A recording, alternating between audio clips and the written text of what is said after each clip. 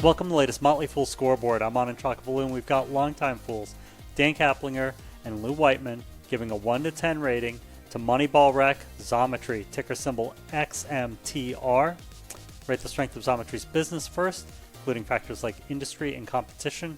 10 is invincible, a 1 is hopeless. Lou's at a 6, Dan, you're at a 7.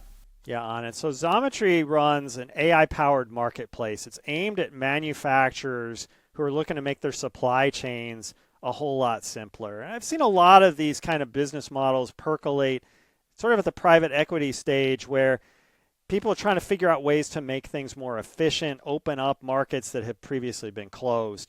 And given the difficulty that some businesses have had dealing with local sources to get materials and inventory that they need in sufficient enough supply that they can rely on them, Xometry wants to provide an alternative that can be a better solution, a more reliable source for the stuff that they need. Yeah. So full disclosure, I don't know what to think of this. I mostly agree with Dan, but the thing is for me, Dan, is I have seen so many of these seemingly really, really good ideas, these marketplaces that make so much sense. And they fail due to just simple things like we are creatures of habit. And even if it's a better mousetrap, these sorts of businesses tend not to adapt them. And they're just this critical mass thing. You don't get the leadership because there's so many. I think this will work out. And I'm really intrigued by this business. But I just only glass half full just because it's seemingly so many of these ideas to modernize these industries. And a lot of them just haven't worked out the way I thought they should. For management, a 10 is Warren Buffett, a 1 is Homer Simpson. Lou's at a 6, Dan, you're higher at an 8.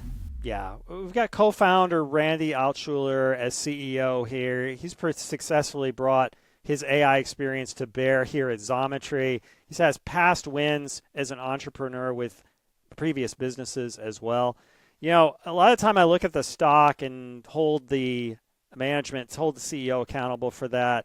But really here, I think IPO-related hype is a big part of why the stock performance hasn't been too great since it went public. But really, the business has been growing pretty solidly since 2021. I've been pleased with Altschuler's role in making that happen. It's interesting. Randy is a serial entrepreneur, like Dan said. He's not really tied to this field. His previous companies were in electronics recycling and business process software, But look, he has his private equity experience. And I think that just his job here is the know-how of how to run things. And beneath him, there is supply chain talent. So I think it all works out. But it's just hard for me to judge this or get too wowed here because I think it is different than what we see a lot here, where just a domain expertise founder just comes in and disrupts an industry. This is a different model. For financials, a 10 is a fortress, a 1 is yikes. Both of you agree on a 5 here, Dan. Yeah, I'm going to say this. You're going to wonder how I got to a 5 because really it's not looking pretty at this point. Negative net income. We got debt well in excess of cash.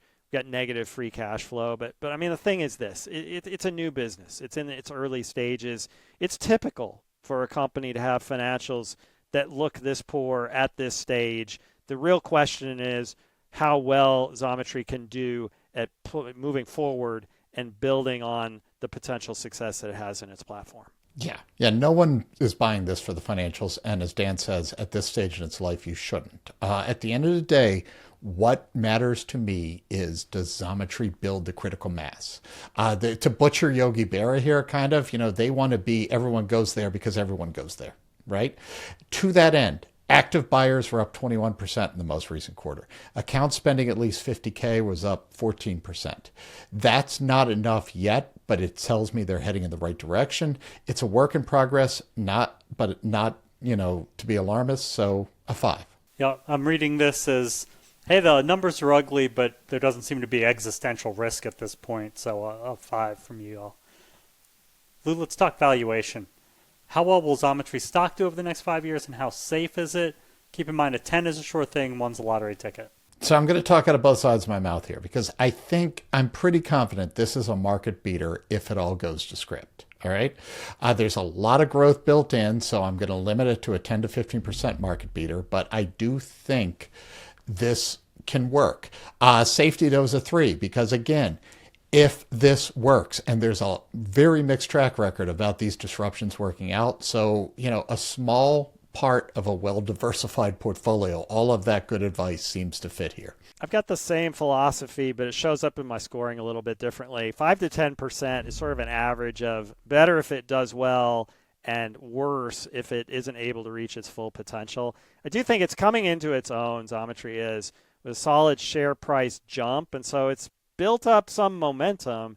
A lot depends on the immediate future and whether it is able to sustain this early success. Long term, kind of like what Lou's been saying, I'm not sure whether the flywheel for this particular marketplace is strong enough to build the competitive moat that Xometry will need to prevent others from entering the market and sabotaging some of its upside potential. Thanks to both Dan and to Lou. They've given Xometry a low overall score of 5.9 out of 10, but with no top hits. Look out for a new scoreboard every market day at 7 p.m. Eastern. Next up is Red Wire. Till then, Fool on.